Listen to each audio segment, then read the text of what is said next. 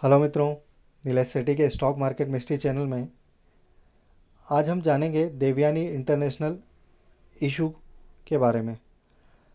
Devyani International का issue 4 अगस्त को open हो रहा है और 6 अगस्त को क्लोज़ होगा।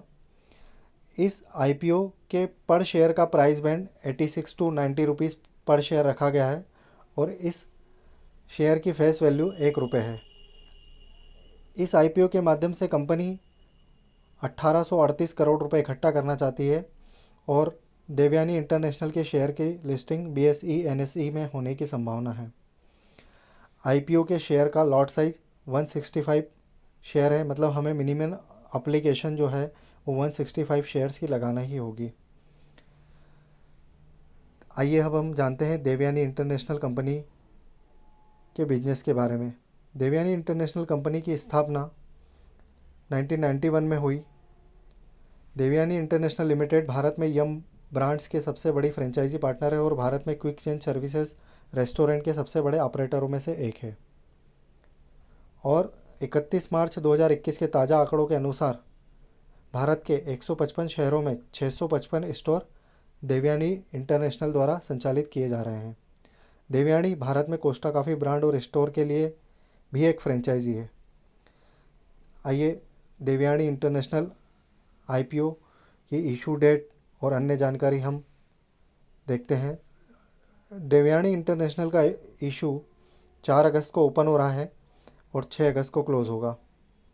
देवयानी इंटरनेशनल का पर share price band 86 to 90 rupees रखा गया है, बट कट ऑफ प्राइस पर शेयर 90 रुपीज़ पर शेयर है। मतलब हमें जो भी एप्लीकेशन लगाना है वो 90 रुपीज़ पर शेयर के हिसाब से ही लगाना चाहिए।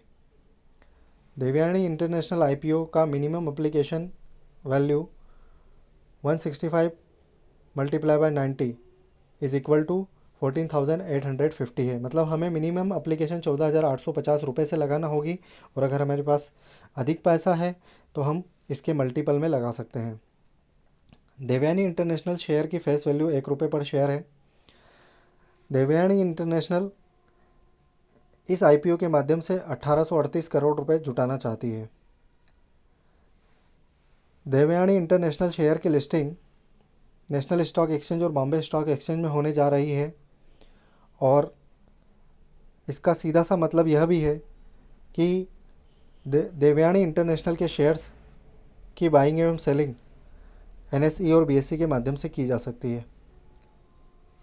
मित्रों, सबसे महत्वपूर्ण जानकारी देवयानी इंटरनेशनल आईपीओ के बारे में रिव्यू।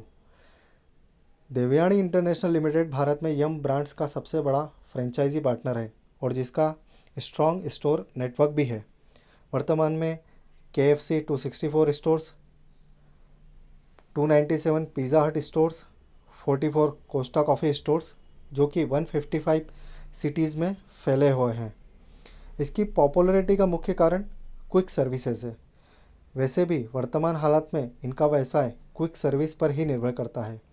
देवयानी का व्यापार पिछले कुछ महीनों से नवीन ऊंचाइयों को छू रहा है और आने वाला समय भी इस प्रकार के व्यापार के लिए अधिक लाभकारी दिखाई देता है। लेकिन किसी भी कंपनी के आईपीओ के बारे में मेरी सलाह हमेशा यही रहती है कि हमें हर कंपनी के आईपीओ में एप्लीकेशन लगाना चाहिए। ठीक उसी तरह देवयानी इंटरनेशनल आईपीओ एप्लीकेशन भी लगाना चाहिए। लॉन्ग टर्म में देवयानी इंटरनेशनल शेयर प्राइस अधिक ऊंचाई को छूने की संभावना ही दिखाई देती है। इसीलिए अगर देवयानी इंटरनेशनल शेयर्स अलॉटमेंट मिलता है तो लिस्टिंग वाले दिन ही प्रॉफिट लेकर इसे सेल भी किया जा सकता है और लंबे समय के लिए होल्ड भी किया जा सकता है, मतलब 50-50। देवयानी इंटरनेशनल का यह आईपीओ लाने का मुख्य कारण रीपेमेंट एवं स्टोर्स की कैपेसिटी बढ़ाने के साथ ही साथ वर्किंग कैपिटल रिक्वायरमेंट्स को पूरा करना है। आइए अब हम जानते हैं कि देवयानी इंटरनेशनल के आईपीओ को हम कहाँ से लगा सकते हैं। देवयानी इंटरनेशनल के आईपीओ को हम यूपीआई आईडी के माध्यम से स्टॉक ब्रोकर के द्वारा लगा सकते हैं। इसके अलावा हम अपने नेट बैंकिंग में असबा चैनल के माध्यम से भी इसके लिए अप्लाई कर सकते हैं।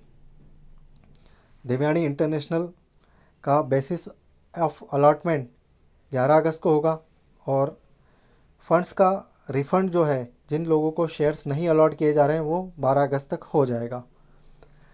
देवयानी इंटरनेशनल के शेयर्स जिन लोगों को मिलना है उनके डीमेट अकाउंट में 13 अगस्त तक पहुंच जाएंगे और देवयानी इंटरनेशनल के शेयर की लिस्टिंग 16 अगस्त को होने की संभावना है।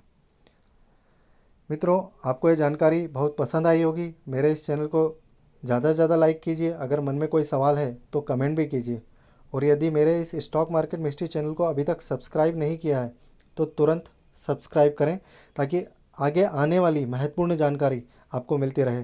धन्यवाद।